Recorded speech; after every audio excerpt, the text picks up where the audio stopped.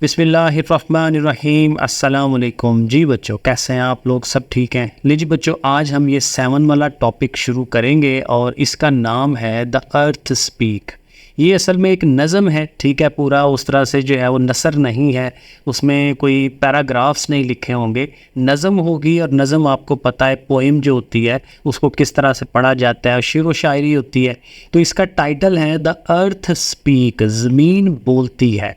अब ज़मीन वैसे तो नहीं बोलती, लेकिन चूँकि ये शेर व शायरी है ना, पोएम है, ठीक है। तो पोइट्री के अंदर ये ऐसे ही होता है। पोइट्री के अंदर ये इसी तरह होता है कि जी डिफरेंट चीज़ें जो एक्चुअल नहीं हो रही होती वो हम करके दिखा रहे होते हैं। तो बहरहाल इसको हम ज़रा डिटेल में पढ़ते हैं। सबसे पहले तो ये देखें, एक तस्वीर बनी हुई है।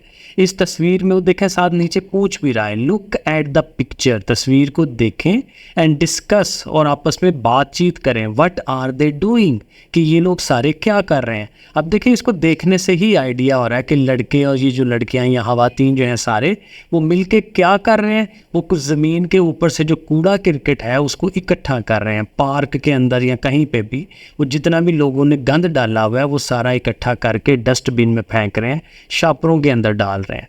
तो हमें यहाँ पे यही बताया जा रहा है कि हमें ध्यान रखना है सफाई का, और अपने इर्द गिर्द का जो माहौल है उसको बेहतर बनाना है। तो चलें इसको पढ़ना शुरू करते हैं, क्योंकि पढ़ना बहुत ही अहम होता है। सो देखें, द टर्निंग अर्थ। अब टर्न करना का मतलब क्या होता है? जैसे हम बाल करवाते हैं तो बाल करवाते हुए बाल को टर्न करते हैं, घुमाते हैं। तो टर्न मतलब कि घूमना। द टर्निंग अर्थ, घूमती हुई ज़मीन। स्पोक, बोली। Speak, spoke, spoken. स्पीक होती है पहली फॉर्म, सेकंड फॉर्म ये स्पोक है, तो ये माजी की बात हो रही है। सेकंड फॉर्म माजी में आता है, पास्ट में आता है। द टर्निंग अर्थ स्पोक, घूमने वाली ज़मीन बोली, या घूमती हुई वाली जो ज़मीन है वो बोली। इन अ सॉम्बर वॉइस, आवाज़, वॉइस होती है आवाज़, सॉम्बर होता है डीप, गहरी आवाज़। जैसे नहीं आप देखिए, बच्चे की आवाज़ और तरह की होती है, लेकिन जो सही आदमी होते हैं, भाई होते हैं ठीक है, उनकी आवाज़ भारी होती है, ठीक है, और तरह की आवाज़ होती है। तो भारी जो आवाज़ है उसमें वो ज़मीन बोली। तो घूमने वाली ज़मीन एक भारी आवाज़ में बोली। अब क्या बोली, वो नीचे वाली लाइन में है। 4 सीजन्स, 4 मौसम। आई गिव यू, मैं तुम्हें देती हूँ। इट्स डीप वॉइस सेड, इसकी गहरी आवाज़ ने कहा। ठीक है, यहाँ पे भी डीप का लफ्ज़ इस्तेमाल कर रहा है, गहरी। इट्स डीप वॉइस सेड, इसकी गहरी आवाज़ ने कहा, मैं तुम्हें 4 सीज़न, 4 मौसम देती हूँ। सीज़न का मतलब मौसम। आई गिव यू स्प्रिंग, मैं तुम्हें मौसम बहार देती हूँ। स्प्रिंग मौसम बहार को कहते हैं जब फूल खिलते हैं, ठीक है। आई गिव यू स्प्रिंग, मैं तुम्हें मौसम बहार देती हूँ। व्हेन, जब क्या होता है, द लिलिक्स ब्लूम। लिलिक्स जो है ये लिली के फूल होते हैं बेसिकली। ये छोटे छोटे फूल होते हैं, ठीक है, और वाइट कलर के या और दूसरे कलर के होते हैं, ज़्यादातर वाइट कलर के होते हैं। तो ये ज़ाहिर है मौसम बहार में खिलते हैं, ज़्यादातर फूल जो है मौसम बहार में खिलते हैं। तो उसने एक एग्जाम्पल दी है कि भाई लिली के जो फूल हैं वो इसमें खिलते हैं मौसम बहार में। सो कह रहा है, I give you spring when the lilacs bloom, मैं तुम्हें मौसम बहार देती हूँ जब ये लिली के फूल खिलते हैं। ब्लूम का होता है बड़े हो जाना, खिल जाना। कली है ना, तो कली जब पूरा खिल के फूल बन जाती है तो उसको ब्लूम कहते हैं, ब्लॉसम कहते हैं। आई गिव यू ऑटम, मैं तुम्हें मौसम ख़ज़ां देती हूँ। When the maple is red, maple जो है एक लंबे लंबे बड़े बड़े ना दरख्त होते हैं। जैसे ये मरी की तरफ चले जाएं या कगान नरान की तरफ चले जाएं, पहाड़ी जो इलाके होते हैं ना, वहाँ पे ये मैपल ट्रीज़ होते हैं। और ये जो मौसम बहार आता है तो इसके पत्ते जो है ना रेड कलर के हो जाते हैं, और फिर वो जड़ते हैं, नीचे गिरते हैं, तो बड़ा प्यारा लगता है वो ज़मीन रेड रेड हुई हुई होती है, ठीक है। डिफरेंट कलर्स होते हैं, लोग स्पेशल देखने जाते हैं ख़ज़ां के मौसम में। तो क्या कह रहा है कि मैं आपको मौसम ख़ज़ां देती हूँ। When the maple is red, जब मैपल का जो दरख्त है वो सुर्ख रंग का हो जाता है। तो ये पहले पैराग्राफ के अंदर ये 2 उसने मौसमों का जिक्र किया है। अब ये ज़मीन देखें हमसे मुखातब है, इंसानों से मुखातब है कि मैं तुम्हें क्या क्या दे रही हूँ। तो उसने मौसम बहार का जिक्र किया है, स्प्रिंग का, और ऑटम यानी कि मौसम ख़ज़ां का जिक्र किया है। आगे चलते हैं। Summer I give you, summer का मतलब क्या होता है? मौसम गर्मा, गर्मी वाला मौसम, ठीक है। तो जो गर्मी वाला मौसम है उसकी बात कर रही है, मौसम गर्मा। समर आई गिव यू, मैं तुम्हें मौसम गर्मा या गर्मी का मौसम देती हूँ। ऑल क्राउंड, जिसमें ताज पड़ा होता है, क्राउन होता है, ताज डालना है किसी का। अब ताज जो होता है वो चमकता है विद सनशाइन, सूरज की रोशनी से। अब आपको पता है कि ये जो गर्मी का मौसम होता है उसमें सूरज सही तपा के निकलता है, और सूरज ज़्यादा निकलता है तो इसीलिए तो वो गर्मी ज़्यादा होती है। तो यही वो बात कर रहा है कि मौसम गर्मा में दिन ने सूरज की रोशनी का एक चमकता हुआ ताज पहना होता है, कुछ इस तरह से कर लें। सो बेसिकली पॉइंट यही है कि मौसम गर्मा के अंदर सारे दिन में सही तेज़ रोशनी जो है वो आ रही होती है और वो चमक रही होती है जैसे ताज चमक रहा होता है। एंड विंटर, और मौसम सरमा, विंटर सर्दी को कहते हैं, एंड मौसम सरमा देती हूँ। एंड विंटर ऑफ स्नो, जिसमें क्या है, स्नो है।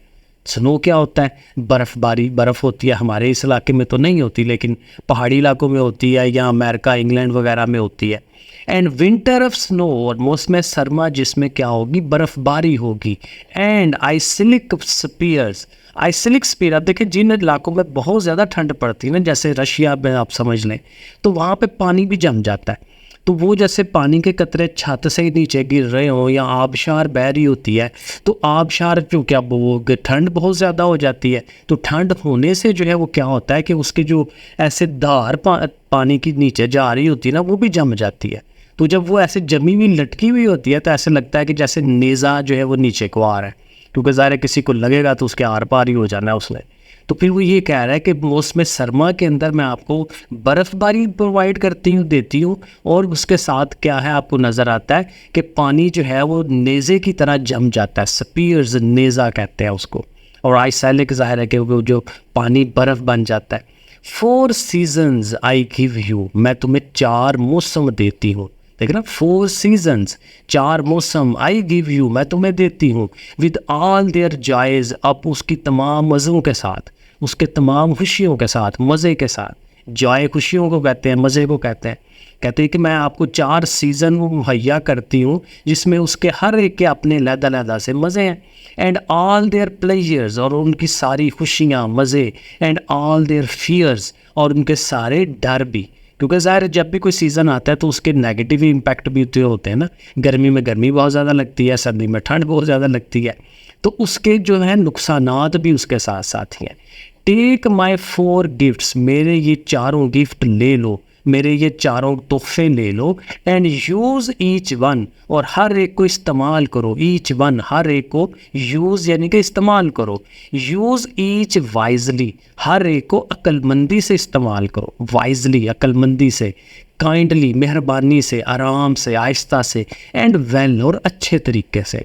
वेल होता है अच्छे तरीके से करना, तो अक्लमंदी के साथ, अच्छे तरीके से और नरमी के साथ मेरे इन तोहफ़ों को आप लोग इस्तेमाल करो। सो दैट, ताकि upon the years last hour, जब साल का, ईयर होता है ना साल, लास्ट आवर, आखिरी घंटा आ जाए, यानी कि एंड हो रहा हो आपका साल, अब वर्ती रिकॉर्ड, तो आपके पास एक रिकॉर्ड हो, आपके पास यादें हो। वर्ती होता है किसी काबिल, कि आपके पास किसी काबिल यादें हो। यू डेट टू टेल, जो आप किसी को बताने के काबिल हो सके, यानी आपके पास वो पूरे साल के अंदर ऐसी यादगारें हों जो आप लोगों को बता सकें कि हमने ऐसे ऐसे किया था इस पिछले साल में, अच्छे काम किए थे। द टर्निंग अर्थ, ये जो घूमने वाली ज़मीन है, स्पोक, बोली, बट वंस अगेन, लेकिन एक दफ़ा फिर वो क्या बोली, 4 सीजन्स आई गिव यू, 4 मौसम मैं तुम्हें देती हूँ। इट्स वॉइस वाज लो, अब उसकी आवाज़ मध्यम थी, आहिस्ता थी, लो, आहिस्ता। द गिफ्ट्स आर योर्स, ये जो तोहफे हैं ये तुम्हारे हैं। And yours is the task, और तुम्हारा ही काम है। टास्क होता है काम, यानी ये चारों सारे के सारे गिफ्ट जो हैं ये तुम्हारे हैं, लेकिन अब ये तुम्हारा काम है टू यूज़ माई गिफ्ट, कि मेरे इन गिफ्ट्स को, इन तोहफ़ों को इस्तेमाल करो एज़ बेस्ट यू नो, जितना तुम बेहतर से बेहतर जानते हो, समझते हो। सो बेसिकली ओवरऑल आइडिया क्या हुआ कि ज़मीन जो है वो बोल रही है इंसानों को कि मैं तुम लोगों को इतने फ़ायदेमंद चीज़ें प्रोवाइड कर रही हूँ, तो तुम लोगों को इसको नुकसान नहीं पहुँचाना, इसकी अच्छी अच्छी चीज़ें जो है वो इस्तेमाल करो, लेकिन इसको प्रिजर्व भी करो, इसमें पोल्यूशन ना करो, इसके ध्यान रखो, दरख्तों का ध्यान रखो, एंड सो ऑन। इन चीज़ों का उसने कहा बड़े तरीके से इस्तेमाल करो इसको। अब यहाँ साइड पे उसने जो है ये 3 सवाल पूछे मैं। पहला है, who is addressing the reader in the poem, कहता है जो रीडर है, पढ़ने वाला है, उसको कौन मुखातब है। एड्रेस होता है मुखातब होना, ठीक है, तो ज़ाहिर है कौन मुहातब है? द टर्निंग अर्थ। ठीक है, तो आप इसका आंसर इसी में सवाल में से बना सकते हैं, the turning earth is addressing the reader in the poem. ऐसे ही आंसर हो जाएगा। आगे क्वेश्चन नंबर 2 है, what gifts has the earth mentioned? Earth ने कौन से गिफ्ट की बात की है? मेंशन मतलब इशारा किया उनकी तरफ। तो गिफ्ट ज़ाहिर है वो चारों सीज़न है, और हर सीज़न के अंदर जो जो बात हो रही है वो सारे के सारे गिफ्ट हैं उसके। तो वो चारों सीज़न बेसिकली हम कहेंगे कि ये इसके गिफ्ट हैं। और जो थर्ड वाला क्वेश्चन है, व्हाट इज़ द टास्क? काम क्या है? गिवन टू द रीडर, जो रीडर को दिया गया है बाय द अर्थ, ज़मीन ने पढ़ने वाले को क्या पैगाम दिया है, क्या काम दिया है? तो वो भी मैंने आपको बताया कि काम ये है कि इंसान जो है ज़मीन के दिए हुए गिफ्ट को जो है वो अच्छे तरीके से इस्तेमाल करे, उससे फ़ायदा उठाए, लेकिन उसको ख़राब ना होने दे, आने वाली नस्लों के लिए जो है उनको महफूज रखे। नहीं जी, ये हमने इसको पढ़ लिया। नेक्स्ट इंशाल्लाह इसकी जो है एक्सरसाइज वो भी करते हैं। ओके, फिर अल्लाह हाफिज़।